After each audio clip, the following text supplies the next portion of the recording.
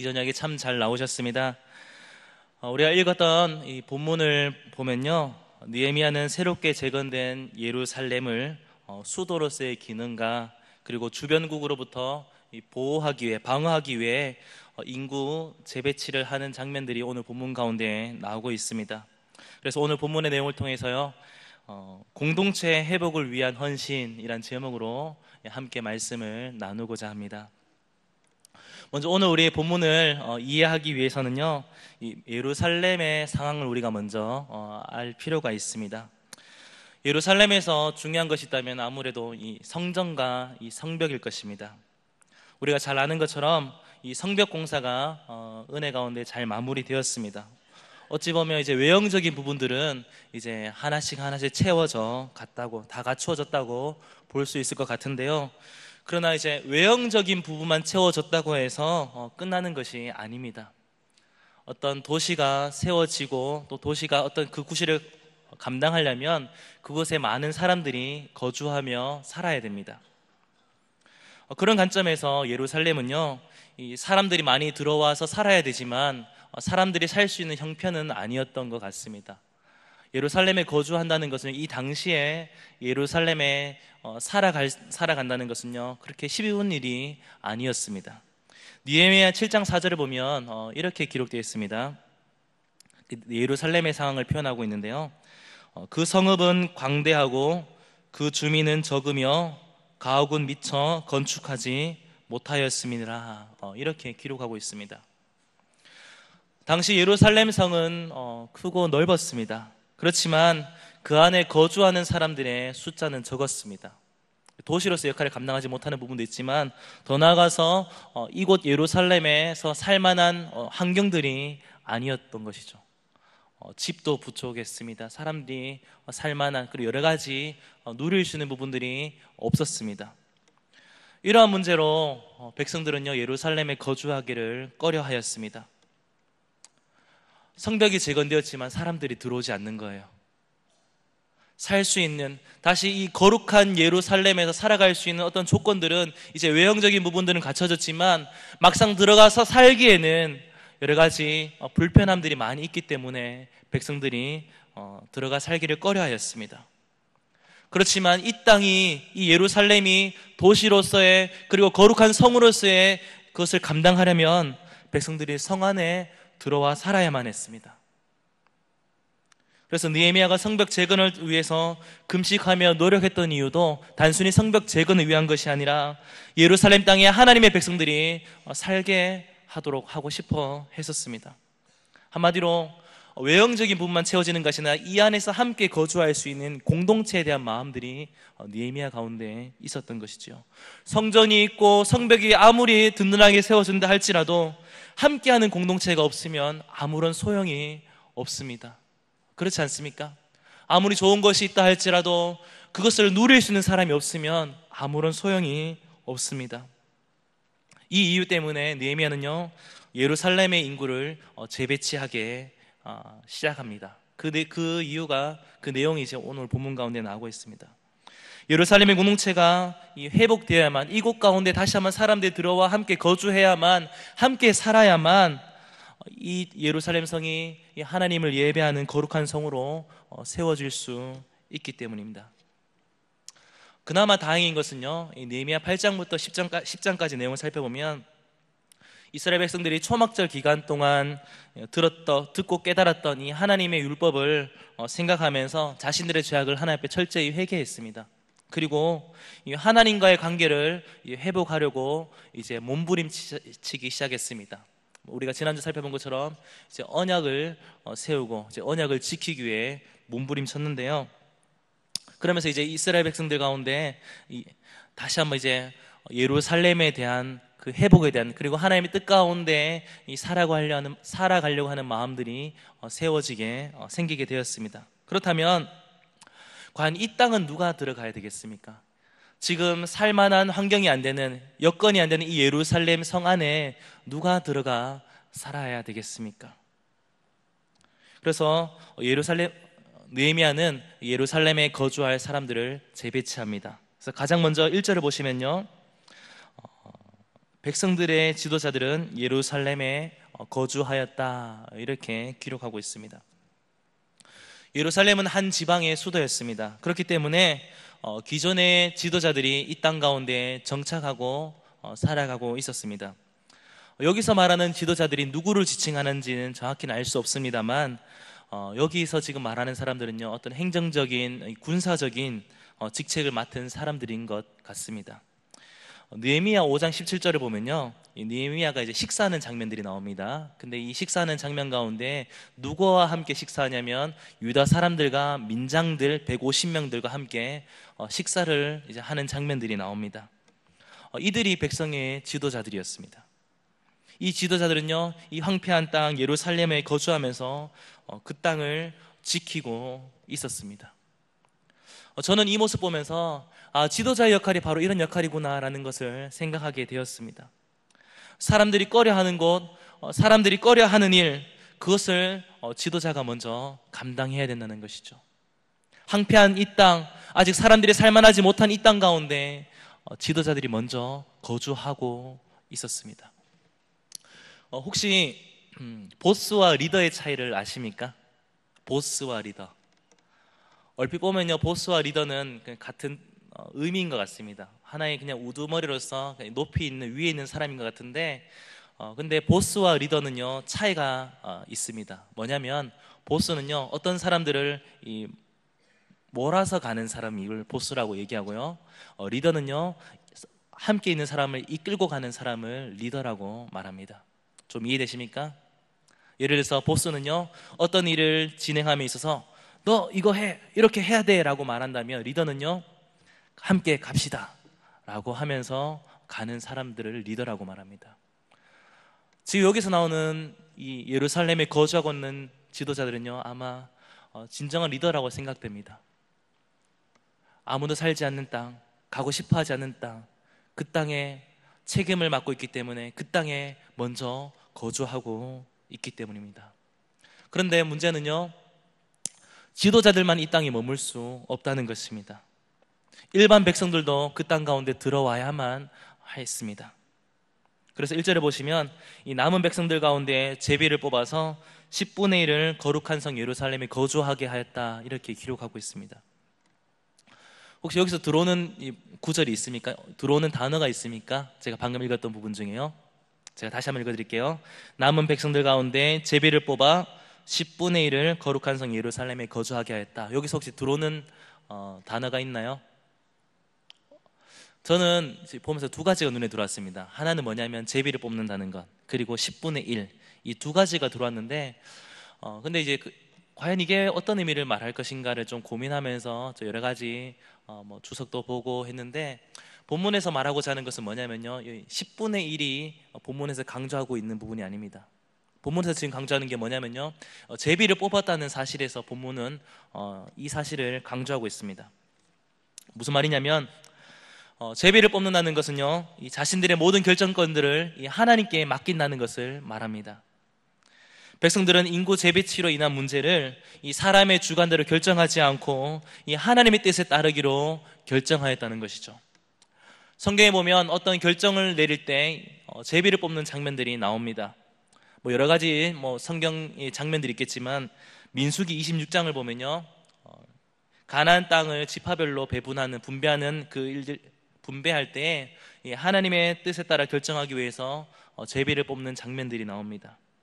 동일하게 예루살렘에 거주하는 백성들을 세우기 위해서 선정하는 그 일들 가운데서도 그들은요, 하나님의 뜻을 따르기 위해, 하나님의 뜻에 따라 결정하기 위해 제비를 뽑았습니다. 그리고 그 결과에 따라 10분의 1이 예루살렘에 거주하게 되었습니다. 앞서 말씀드린 것처럼 예루살렘은요, 사람들이 살만한 지역이 아니었습니다. 예루살렘은 거주하기 어려운 것입니다. 지금 현재 이스라엘 백성들이 거처하고 있는 곳, 이곳은요, 집과 생계수단이 모든 것이 다 있는 곳이지만, 예루살렘은요, 예루살렘에 들어가서 살아야 된다면 그 모든 것을 다 포기해야만 했습니다. 생계를 위한 준비도 할 수 없습니다. 어떤 정착할 수 있는 지원금도 지원되지 않았습니다. 그냥 그곳에 순전하게 들어가야만 했습니다. 옮긴다는 것은요, 쉬운 일이 아닙니다. 저도 사역을 하면서 임지 이동을 3번 정도 했습니다. 그러니까 사역지를 3번 정도 옮겼는데요. 사역지를 이동할 때마다 심적인 부담감이 굉장히 많이 옵니다. 왜냐하면 새로운 사람들을 만나야 되고요. 또 새로운 이 환경에서 또 일들을 펼쳐나가야 되고, 더 나아가서 전혀 모르는 환경에서, 그리고 여러 가지 부딪히는, 그리고 이해와 문화가 다른 곳에서 사람들을 대해야 되기 때문에 거기서 오는 심적인 부담감이 굉장히 큽니다. 한 번은 제가 어떤 적이 있었냐면, 제가 대구에서 사역을 하다가 이제 막 신도시가 생성되는, 신도시가 막 지어지는 곳에 가서 제가 사역을 한 적이 있었습니다. 어떤 느낌이었냐면요, 대구에 있을 때는 막 저녁에도 막 불빛이 많이 있고 막 밝았는데, 그곳에 가니까요, 저녁 9시 되니까 불이 아무것도 없는 거예요. 유일하게 봤던 불이 뭐냐면 슈퍼마켓 간판이었습니다. 처음에 마음이 너무 우울해지더라고요. 왜냐하면 제가 대구에서 사역할 때는 교회 앞에, 그러니까 제가 거주하고 있는 곳 앞에 백화점이 있고 여러 가지 환경들이 참 많이 좋았습니다. 근데 옮기고 나서 보니까요, 아무것도 없는 거예요. 가로등 불빛만 몇 개 있고 슈퍼마켓 간판 4글자, 무슨 마트, 그 외에 아무것도 없는 거예요. 거기서 오는 이 마음들, 내가 괜히 왔나 하는 마음들이 참 많이 생겼는데, 아마 지금 예루살렘으로 이제 이동하는 것, 거주한다는 것은 더 심각한 문제일 것입니다. 모든 것을 다 내려놓고 가야 됩니다. 모든 것을 다 포기하고 가야만 했습니다. 보장되는 것이 아무것도 없었습니다. 심지어 주변국의 공격으로부터 방어까지 해야만 했습니다. 쉽게 갈 수 있겠습니까? 하나님 제비를 뽑아서 선택되었으니까 가면 되지. 쉬운 문제가 아닙니다.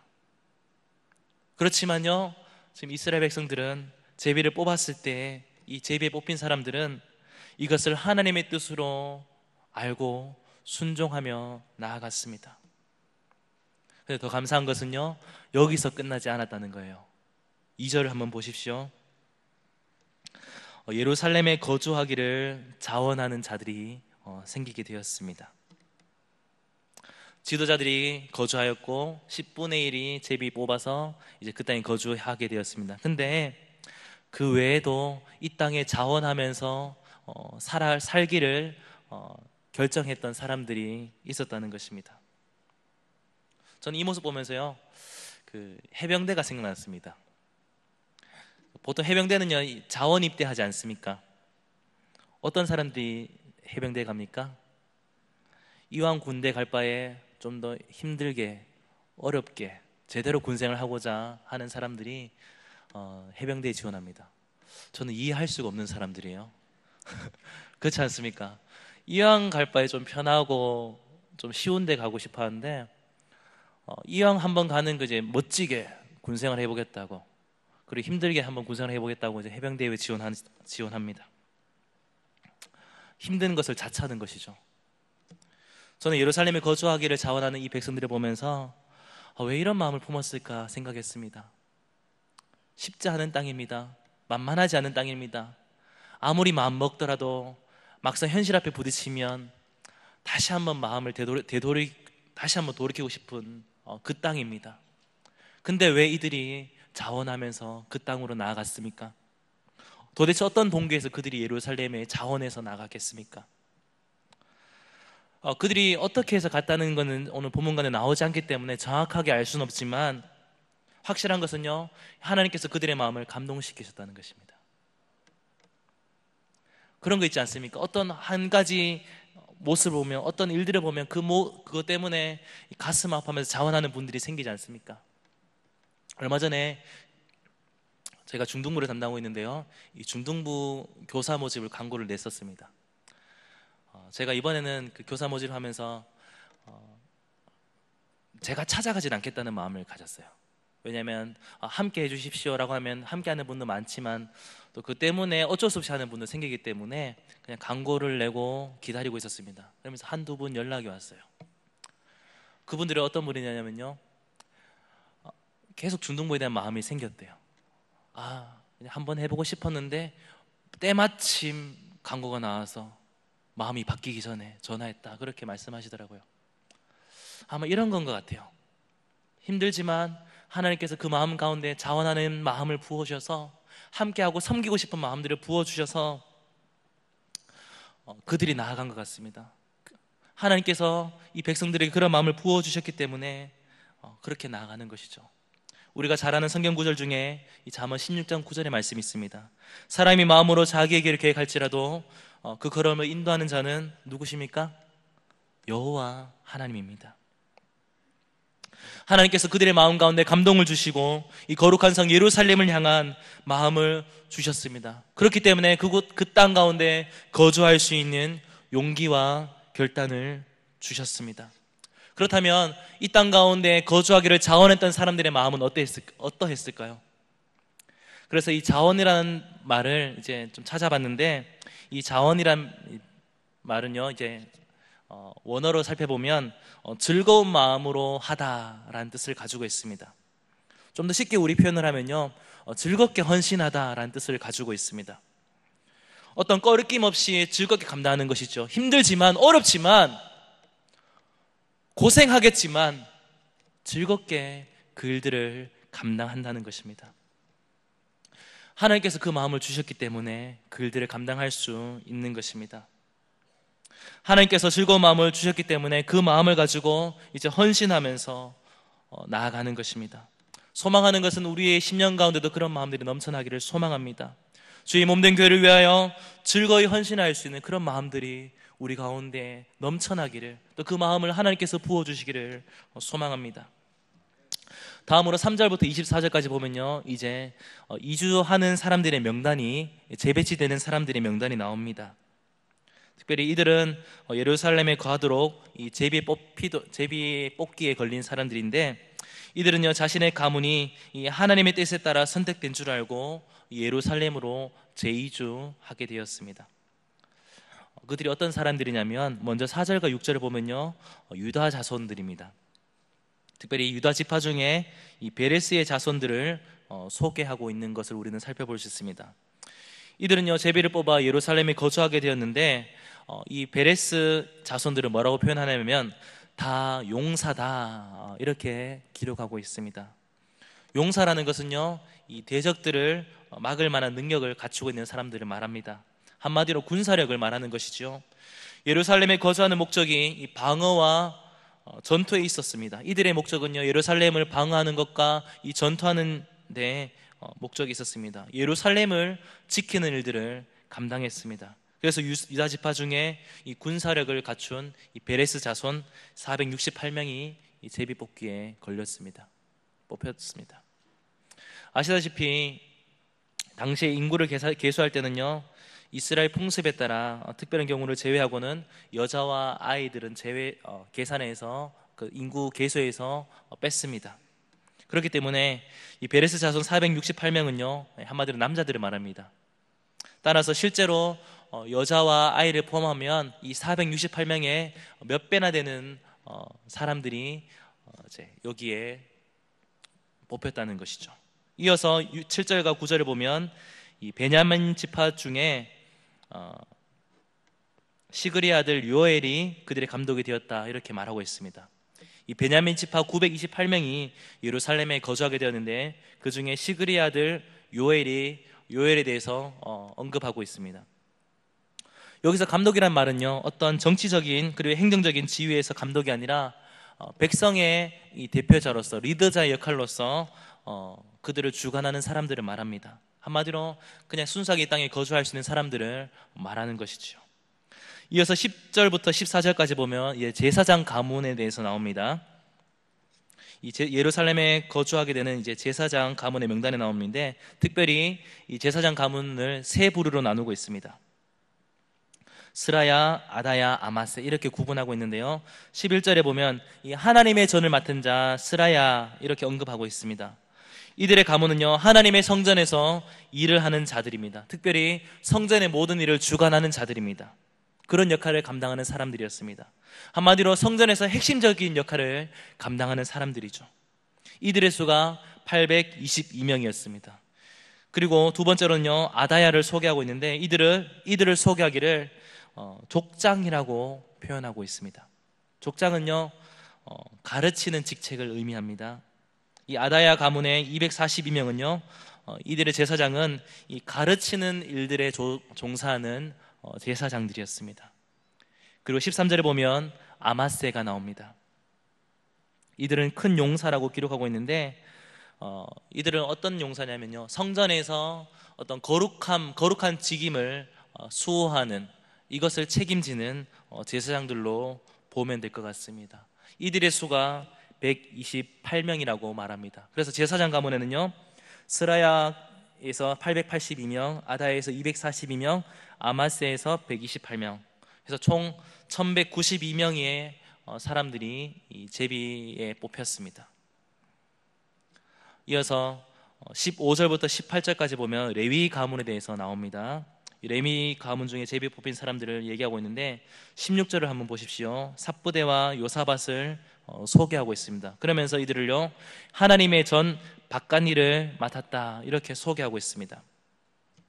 이 하나님의 전 바깥일을 말하는 것은요, 어떤 건물 유지, 보수, 청소 이런 역할로 보시면 될 것 같습니다. 좀 우리 교회로 표현한다면 관리위원회 역할이겠죠. 여러 가지 교회적인 여러 가지 이 성전에 필요한 부분들, 보수하는 역할들, 청소하는 역할들, 그런 일들을 감당하는 사람들이었습니다. 그리고 17절에 보면 마따냐라고 나오는데, 기도할 때 감사하는 말씀을 인도하는 자, 이렇게 표현하고 있습니다. 그래서 어떤 사람들은 기도하는 사람이다, 아니 감사를 표현하는 사람이다, 이렇게 말하기도 하는데, 가장 정확한 표현은요, 일종의 감사를 찬양하는 어떤 성악가의 역할을 감당하는 사람들이었던 것 같습니다. 그렇게 보는 것이 가장 정확할 것 같습니다. 그래서 레위 가문 중에 이 제비 뽑힌 사람이 284명이었습니다. 그 외에도 19절부터 24절까지 보면 성전 문지기를 담당하는 사람, 그리고 성전에서 노래하는 사람들, 왕의 수하에서 유다를 변호하는 사람들, 그런 사람들의 이야기가 나오고 있습니다. 많은 사람들이 예루살렘에 거주하게 되었는데요, 하나님의 뜻으로 알고 제비를 뽑았습니다. 그렇지 않습니까? 그리고 10분의 1이 선택되었습니다. 그리고 오늘 읽었던 3절부터 24절까지는요, 그 명단이 우리에게 보여주고 있습니다. 과연 이게 우리에게 무엇을 말하는 것 같습니까? 저는 이 부분을 보면서 이 제비 뽑기에 뽑혔던 사람들의 섬기는 일들을 다시 한번 보게 되었습니다. 다양한 지파에서, 다양한 가문에서 선발되었는데, 그들의 일은요 다 달랐습니다. 다 다른 일을 감당했습니다. 리더십의 역할을 감당하는 가문이 있었고요, 용사로서 군사적인 일을 감당하는 가문이 있었습니다. 더 나아가서 성전의 안과 박을 담당하는 사람들이 있었고, 가르치는 일, 찬양하는 일, 성문지기, 그리고 왕 곁에서 유다를 변호하는 등 아주 다양한 일들에 많은 사람들이 뽑혔습니다. 무엇을 말하는 것 같습니까? 하나님께서 필요에 맞게 하나님의 사람들을 세우셨습니다. 얼핏 보면 그냥 우연히 뽑힌 것 같았지만, 여기에는 하나님의 숨겨진, 하나님의 감추어진 하나님의 계획이 있었다는 것입니다. 이스라엘, 지금 여기 나오는 백성들도 제비를 뽑았을 때 하나님의 뜻이라고 순종할 수 있는 이유가 바로 여기 있던 것이죠. 참 다양한 사람들, 그렇지만 다양한 일들에 많은 사람들이 뽑혔습니다. 하나님께서 지파별 가문의 성향에 맞게 사람들을 뽑으시고 세우셨던 것이죠. 하나님께서는요, 공동체를 이루어 나가실 때 많은 사람들을 세우시고 그들을 통해 하나님의 일들을 이루어 나가십니다. 공동체를 섬김에 있어서 그 누구도 소홀히 될 수 없으며 남들에게 일들을 미룰 수도 없습니다. 왜냐하면 하나님께서 각자의 은사에 맞게 섬길 수 있도록 우리를 부르셨기 때문입니다. 제가 방금 설명드렸던 내용이 오늘 본문 가운데 나오는 내용인데, 그렇다면 하나님께서 이 본문 통해서 우리에게 무엇을 말씀하기 원하실까 좀 곰곰이 생각해 봤으면 좋겠습니다. 그냥 이주했다, 이것을 우리에게 말하는 것 같습니까? 예루살렘의 성전의 역할을 감당하기 위해서 그냥 이주했다, 이 사실만 우리에게 말하는 것 같습니까? 아닙니다. 저는 말씀을 준비하면서 여러 가지가 많이 떠올랐는데요, 먼저는 이 거룩한 성 예루살렘, 이 거룩한 성 예루살렘을 위해서 백성들이 거주하게 된 것을 보게 되었습니다. 거룩한 성 예루살렘, 다시 한번 이 땅을 회복하기 위해서 이 사람들이 움직여지기 시작했다는 것입니다. 거룩한 성 예루살렘, 그리고 이 공동체를 위해서 헌신하고 있는 모습들을 저는 보게 되었습니다.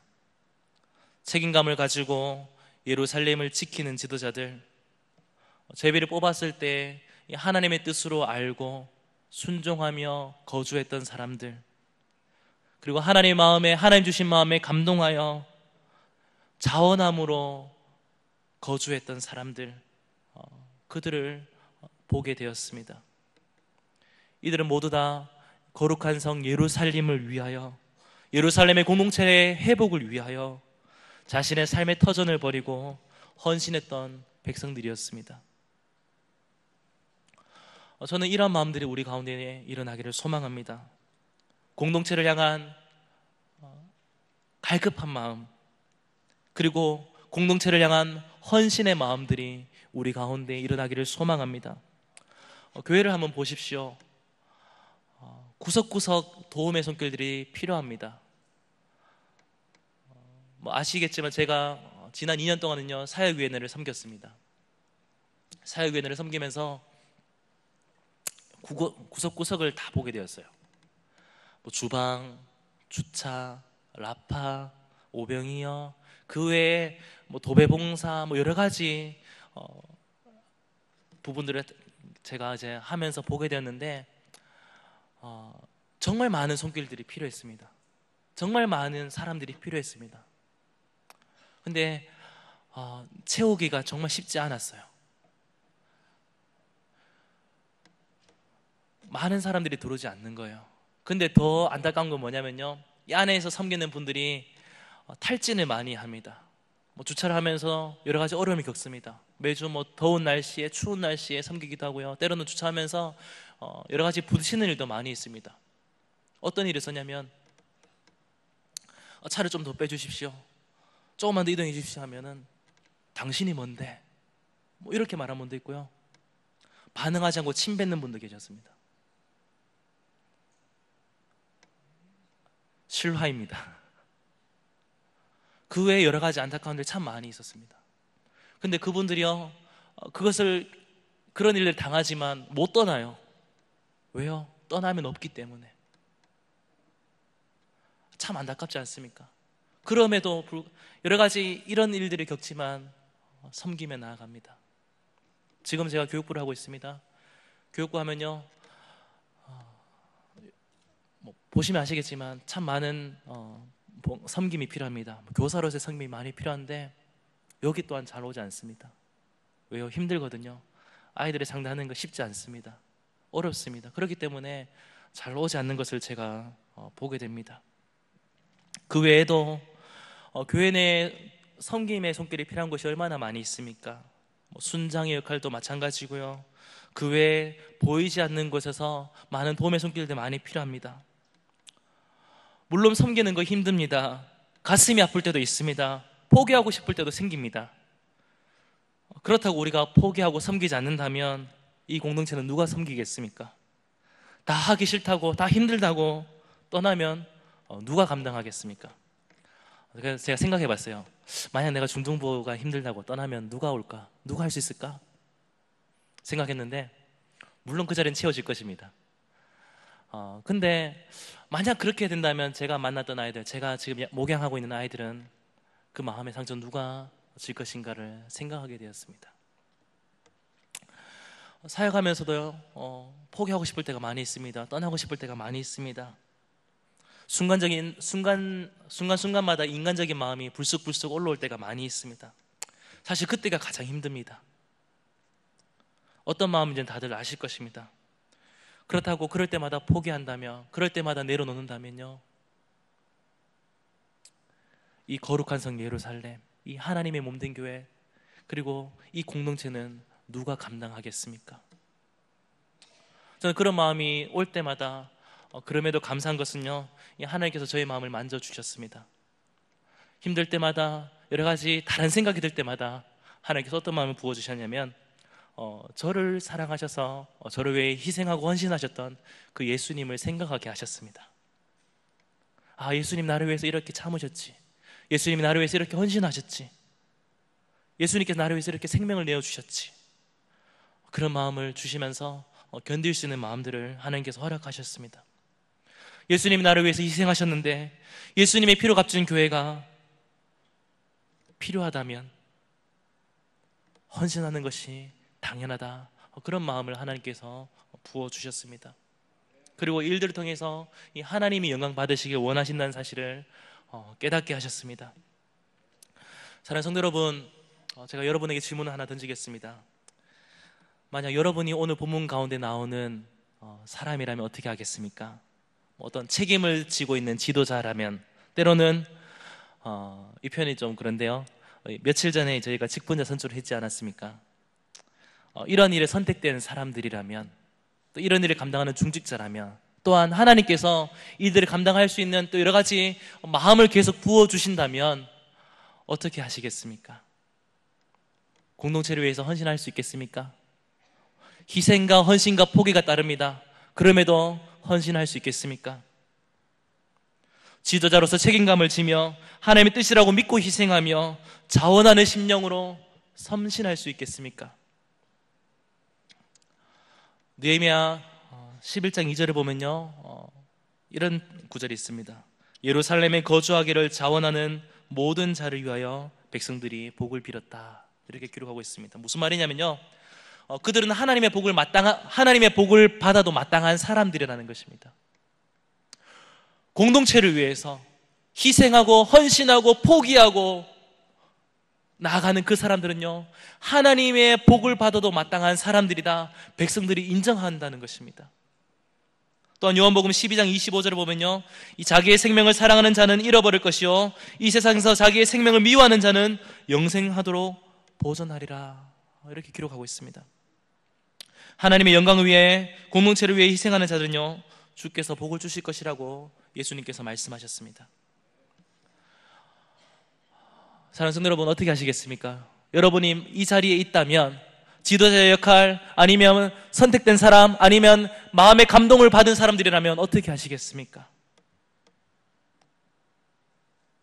우리가 이 귀한 일에 헌신할 수 있는 주인공들이 되기를 소망합니다. 내가 섬길 수 있는 곳, 내가 헌신할 수 있는 곳, 그곳에서 온 힘을 다해 헌신할 수 있는, 공동체를 위해 헌신할 수 있는 저와 성도님 되기를 주님의 이름으로 축복합니다.